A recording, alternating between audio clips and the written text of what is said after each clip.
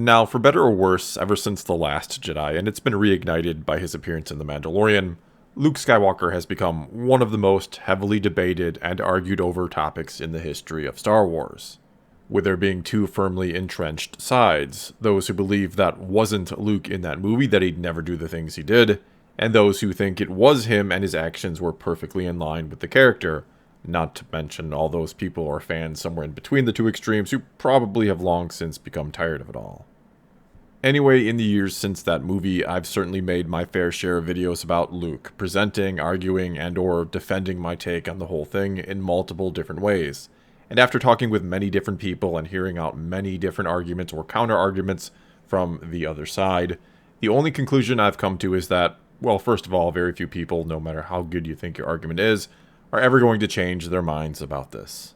Because, to be fair and honest here, I've heard some really good arguments, again, from the other side, and I'd also like to believe I've made a few good ones myself, yet they've never budged an inch in their beliefs, and neither have I.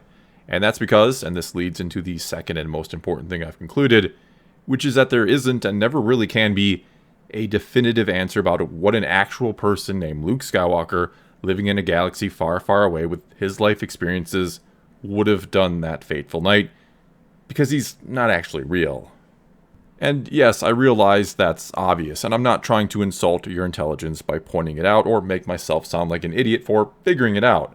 Instead, I'm trying to highlight the fact that not only does Luke himself not actually exist, which doesn't mean he isn't or can't be important, I'll talk more about that later, but furthermore, every situation he finds himself in is contrived or set up by a creator, be that a writer, a filmmaker, or whatever. Literally everything that's ever happened or will happen to him in his life is contrived.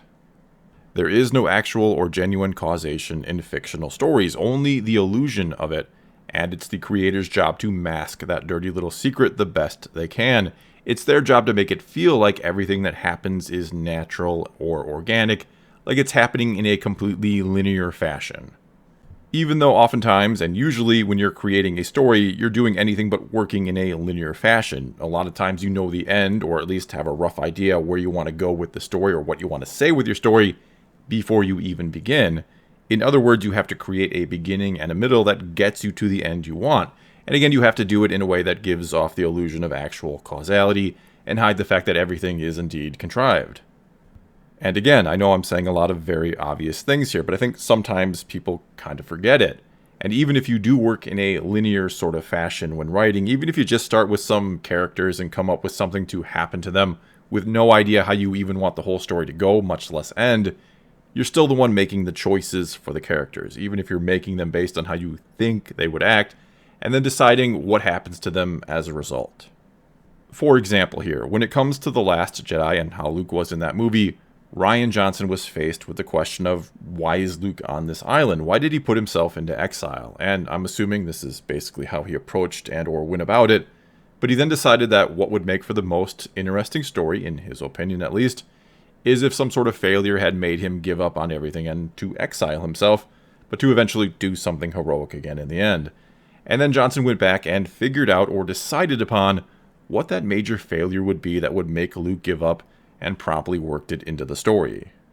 And so what it then all comes down to is whether you agree or not that something like that would be enough to quote-unquote break Luke Skywalker and cause him to do what he did or have the reaction he had.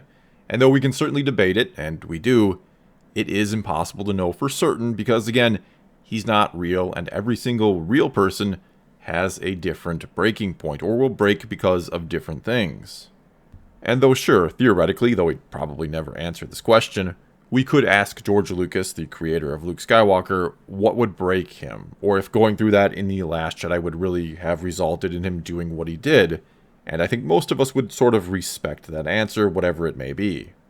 But even still, we wouldn't have a 100% definitive answer, because it'd still be an arbitrary decision made by someone else, even though it is the creator of the character, and not the reaction of a living, breathing person who, again, had actually lived a life like Luke had, and or had the limits or mental fortitude he may or may not have. And look, we can never know for certain how someone will react to something until they actually face it. We can't know how a real Luke Skywalker would have reacted that night, contrived scenario or not. Because there are those in the real world who come off bold and strong, like they're full of courage and ready for any and everything, but then they give up or turn back at the smallest of setbacks or the first hint of danger.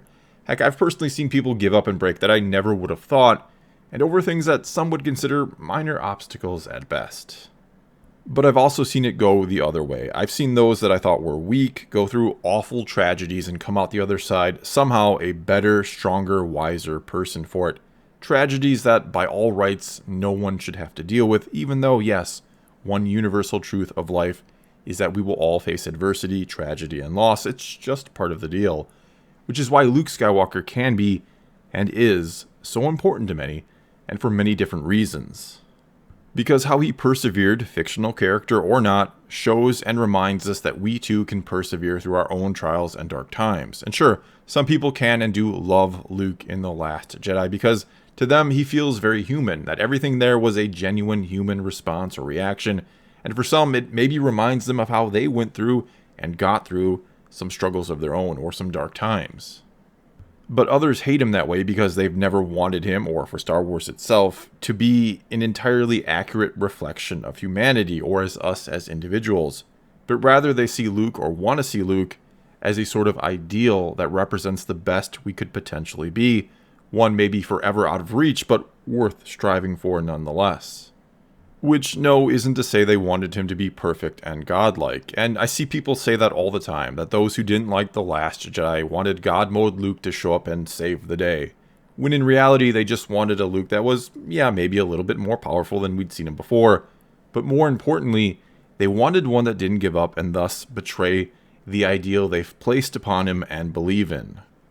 They would have been absolutely okay with him facing new struggles and even failing to some degree, but they still wanted him to continue to embody this belief that there are those among us who simply do not break or give up no matter what, that they will always fight and somehow find a way to overcome, and that maybe, just maybe, we can be like that too, that the impossible in our own lives might just be possible. But to see Luke utterly fail and then give up because of it is a reminder of our own fragility as humans, that some things just might actually be impossible to overcome or achieve, no matter how hard we might try or fight for it, which is, again, not why they watch Star Wars. They don't want to be reminded of their past or potential failures, but instead they want to be dared to dream about what could be, what they could accomplish. And look here, if you're someone who really loves the way Luke was in The Last Jedi, that's fine, I've got no problem with you. It's okay to disagree about something and to discuss it as rational human beings, even if all that happens in the end is you agree to disagree. And I'm not trying to say or imply somehow that you're pessimistic or anything if you like The Last Jedi, or that maybe you're overly optimistic if you don't. My message here was really to say that we all look at things and see them and ultimately think of them and treat them differently. Not to mention we can all want something different out of the very same thing. And to each their own when it comes to Star Wars and what it does or doesn't mean to them. And it can be as important or unimportant to you as you want it to be. And there's really no reason to fight over it or make fun of others who are passionate about it. Nor should we be getting angry and arguing and attacking others over the actions of a fictional character, especially when you do have to keep in mind that it is all just a series of fictional contrivances conjured up in the imaginations of writers. Which, no, doesn't mean for fun or for the sake of a good, spirited debate that you can't treat Star Wars like some sort of documentary about a galaxy far, far away, where the characters and events are real or actually happened, which I do in videos all the time. I love making Star Wars videos from an in-universe perspective. It is a ton of fun to do and to talk about. Nor does it mean you can't or shouldn't get emotional over it and the stories Star Wars tells. In fact, if anything, that goes to show just how important and powerful storytelling can be when it's done right. We can literally be influenced and inspired by stories made up by other people. We can want to do better and be better in the real world because of fictional characters like Luke Skywalker. And really, there are few things greater or more important that we can do as a person than to help and inspire those around us. Well, that's all I've got for you this time. Now it's your turn to tell me what you think about all this. Did you like the way Luke was in The Last Jedi? Did you like that version of the character and did he inspire you? Or maybe you hated that movie and called him Jake Skywalker. Either way, leave a comment below and let's talk some Star Wars. And until next time, thanks for watching.